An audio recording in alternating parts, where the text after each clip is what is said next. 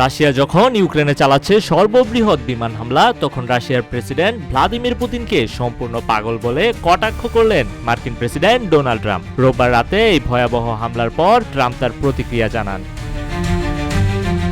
রোববার রাতে রাশিয়া ইউক্রেনে একসঙ্গে ৩৬৭টি ড্রোন ও ক্ষেপণাস্ত্র নিক্ষেপ করে, যাতে অন্তত ১২ জন নিহত এবং ৫০ জনের বেশি আহত হয়। ২০২২ সালে পূর্ণমাত্রার যুদ্ধ শুরুর পর এক রাতের মধ্যে এটি ছিল সবচেয়ে বড় আক্রমণ। পরদিন সোমবার সকালেও ইউক্রেনের বিভিন্ন শহরে সাইরেন বাজিয়ে ড্রোন ও ক্ষেপণাস্ত্র হামলার সতর্কতা জারি করা হয়। উত্তর পূর্বাঞ্চলের খার্কিভ শহরের মেয়র জানিয়েছেন সেখানে এক শিশু সহ ৩ জন আহত হয়েছে। এ হামলা নিয়ে প্রতিক্রিয়া জানিয়ে ট্রাম্প বলেন, আমি খুবই অসন্তুষ্ট।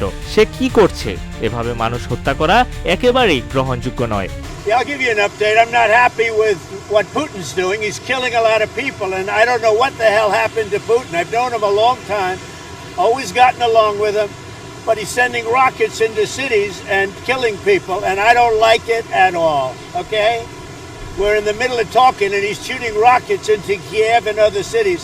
I don't like it at all.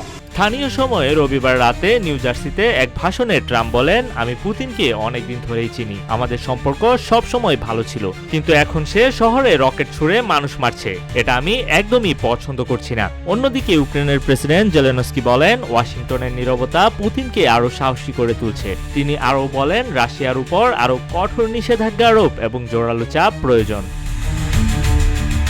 Trump নিজের সামাজিক যোগাযোগ মাধ্যম ট্রুথ সোশ্যালে লিখেন, পুতিন পুরোপুরি পাগল হয়ে গিয়েছে। আমি আগেই বলেছিলাম সে শুধু ইউক্রেনের একটি অংশ নয়, পুরো দেশটাই দখল করতে চায় এবং এখন সেটাই প্রমাণ হচ্ছে। তবে যদি সে সত্যি এটি করে, তাহলে সেটি রাশিয়ার পতনের মূল কারণ হয়ে দাঁড়াবে। তবে ট্রাম্প শুধু পুতিনের সমালোচনা করেননি, জেলেনস্কিকেও আক্রমণ করেছেন। তিনি বলেন, জেলেনস্কি যেভাবে কথা বলছে তাতে ইউক্রেনের কোনো উপকার হচ্ছে না। তার কথাবার্তা শুধু নতুন সমস্যাই তৈরি করছে। আমি এটা একদমই পছন্দ করছি না। এটি বন্ধ হওয়া দরকার। যুক্তরাষ্ট্র এখন রাশিয়া ও ইউক্রেনের মধ্যে যুদ্ধবিরতির চেষ্টা করছে, তবে তারা জানিয়েছে যদি এই উদ্যোগে কোনো অগ্রগতি না হয় তাহলে তারা আলোচনা থেকে সরে দাঁড়াবে। ট্রাম্পও জানান, এটি আমার যুদ্ধ নয়, কাজে গিয়ে না চললে আমি নিজেও সরে দাঁড়াবো। গত সপ্তাহে ট্রাম্প ও পুতিনের মধ্যে প্রায় 2 ঘন্টা ফোনে আলোচনা হয়। সে আলাপের পর ট্রাম্প জানান, আলোচনা খুব ভালো হয়েছে এবং উভয় দেশই যুদ্ধবিরতির লক্ষ্যে আলোচনা শুরু করবে বলে তিনি আশা করেন। এদিকে ইউক্রেন সরকার 30 দিনের যুদ্ধবিরতিতে সম্মত হয়েছে, কিন্তু পুতিন এখনও শুধু একটি ভবিষ্যতের শান্তি স্মারকলিপি তৈরির কথা বলেছেন, যেটিকে কিয়েভ ও তার ইউরোপীয় মিত্ররা বলছে সময় নষ্ট করার একটি কৌশল।